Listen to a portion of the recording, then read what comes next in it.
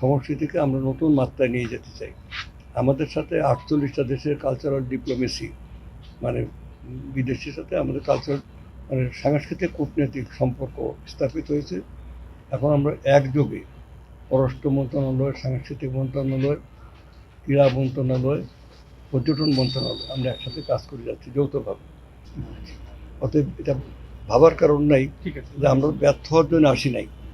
Minded যে আমাদের government direct ভোটে, জনগণের ভোটে elected government, vast majority people of our country they voted for BNP, এবং আমরা ব্যর্থ হওয়ার জন্য আসি নাই, আমরা সফল হব।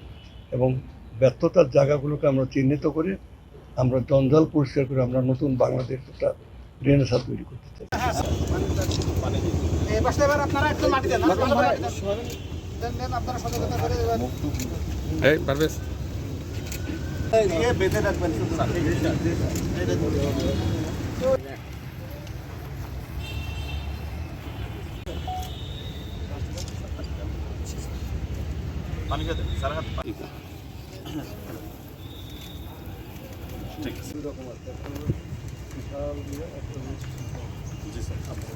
ধন্যবাদ স্যার। আমি তাহলে আমাদের সাংস্কৃতিক কর্মীদের প্রতিনিধি হিসাবে আমি প্রথমে সম্পাদক ঝিনাইদহ জেলা সাংস্কৃতিক উৎসব পরিষদ।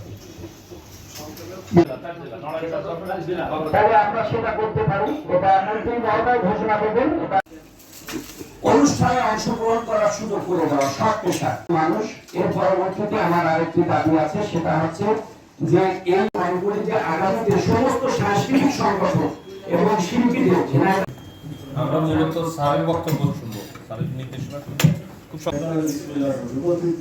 আজকের সভার সম্মানীয় সভাপতি আমাদের